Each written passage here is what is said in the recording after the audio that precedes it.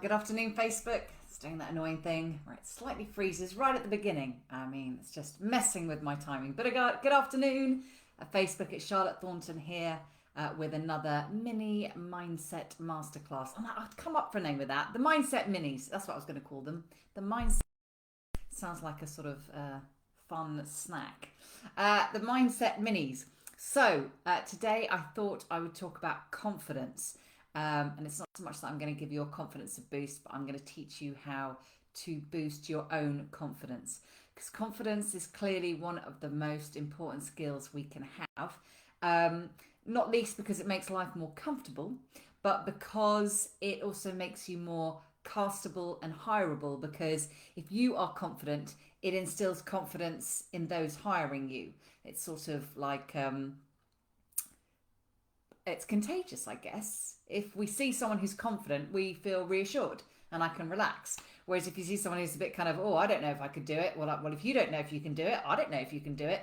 So confidence is really important. The reason why, so that's why it makes you more hireable and castable, because it's like giving someone confidence in you by virtue of you having confidence in you. And the reason why it makes life more comfortable is because, to me, what confidence really is knowing that you'll be okay no matter what. Okay? It's not I'll be confident as long as it goes okay. I'll be confident as long as I don't trip up as I go in the room. I'll be confident as long as I don't make a mistake or an idiot out of myself. Confidence is saying, you know what, sometimes I'm going to make a mistake. Sometimes I'm going to trip up, not sit on the chair. Sometimes I'm going to say something stupid and idiotic. And you know what? It's okay. I'll survive it. Yeah? That's what confidence is. And sometimes I think people think that instead of a spectrum of confidence, there's two kinds of people, insecure and arrogant. And so there's a kind of reluctance to want to move towards what might be arrogance. But I'm saying in the middle, there's confidence, which isn't like not thinking you're all that, thinking you're just human, but also thinking that you're capable. And so I want to talk about that. So firstly, makes life more comfortable, makes you more castable. So that's the why. But I think most of us kind of know the why. Then there's the resistance, fearing that somehow you'll end up in arrogance. I'm just checking that I am actually live. Yeah, it says live. That we'll end up in arrogance. And just to say, no, there's a spectrum. And also I talked about confidence being a skill. It's really easy to think that some people are just born confident, that's who they are. Nothing would knock their confidence. And they didn't have to work hard to get it. And I think that's a really big mistake for both parties. If you're a confident person, you don't want to take that for granted, because it is a skill, it is a muscle, and it needs practice. And if we don't do scary things on a continual basis, we can lose our confidence. And I think throughout this year, when lots of us have not been doing as much of the thing that we rock at, we can lose confidence there because you haven't done it recently, so you feel a bit out of practice, but also because we identify with the feedback that we get when we do the thing we rock at. Feedback from others, but also from ourselves, like we can gauge as an internal feedback, and that kind of keeps the belief, yeah, I got this. Whereas when you stop doing it, you start to not feel like that's who you really are, or that part of you who, you know, rocks at something doesn't get a chance to rock at it. And so our confidence can slip just purely from not doing the thing we rock at, whether that's singing, dancing, acting, coaching, whatever it is that you rock at, that you were here to do, for the betterment of everybody else. If you really thrive when you're doing it, and when you're not doing it, your confidence can drop. It's just a thing to notice that, right, how do I manage that? So how do I still have the identity as an actor is something I talk about. But also, how do I still keep doing things outside of my comfort zone? Because the comfort zone will shrink if you don't do anything. And so you could be a confident person who loses their confidence, but equally you can be a person who maybe doesn't feel that confident, who can increase their confidence. And also, the other reason we know it's not just sort of like, oh, you're just confident and that's who you are, is that we can be confident at one thing but not at another. Yeah, if you put me on a tennis court, I'm not going to feel that confident. I'm confident that, like, I won't care if I miss it and I look like an idiot. Like, that won't faze me. But I won't be confident that I'm going to do a good job because I'm not great at tennis.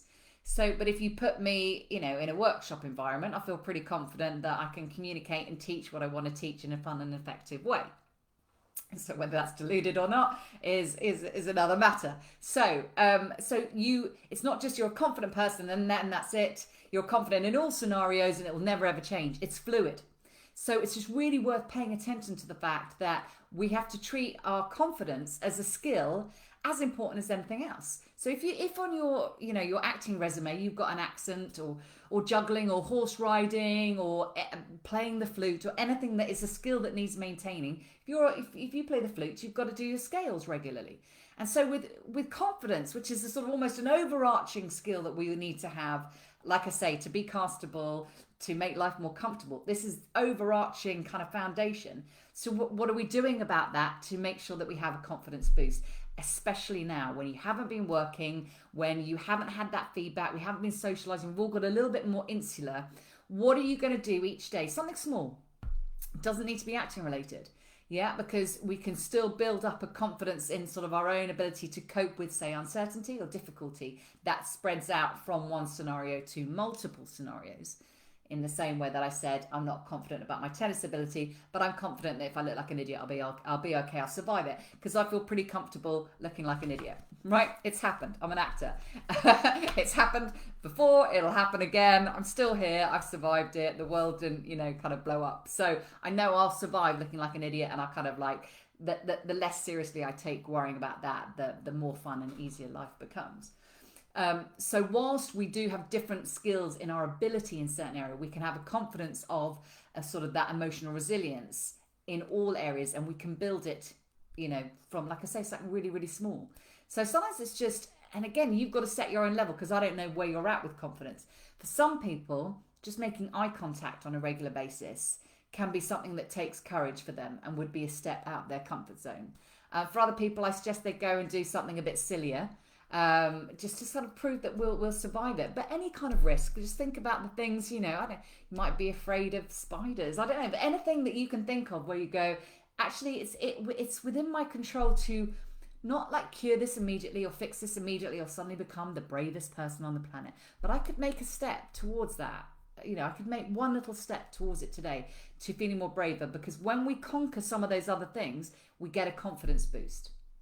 So that's my little, I've got to write it down so I remember it. Mindset mini. That's my mindset mini for today.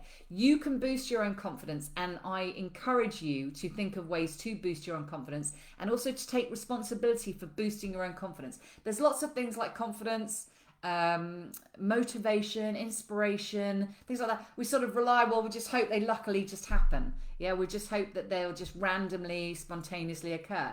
Whereas the thing about personal development is it's all about saying, no, I can just completely control this. I'll just decide today I'm going to do something about this one area and I'll take responsibility. I won't leave it to chance. There's some things we can't control, but there's loads of things about ourselves that we can completely control. So that's where we stand in our power of controlling that and going, okay, I'm going to take responsibility for my confidence. What one thing each day could I do that either I rock at and that reminds me that I rock at this thing, or that is a little brave that I kind of go, hey, do you know what? I didn't rock at that thing. That really scared me, but I went ahead and I did it anyway.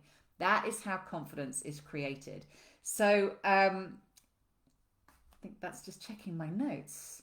Something brave every day, confidence feedback. Yeah, it's all about, we think that we'll do the thing when we're confident, but the reality is it's the other way around. Do the scary thing and you'll become more confident, not get more confident and then suddenly do the scary thing. Do the scary thing, become more confident, and then got to pick another scary thing. So that's my mindset mini. So lovely to anyone who joined live, and hello to anyone who's watching the recording. As always, feel free to share it if you're on YouTube, like it. And yeah, I'll see you next Monday at 4 on Facebook, or following that on YouTube. Take care. Bye.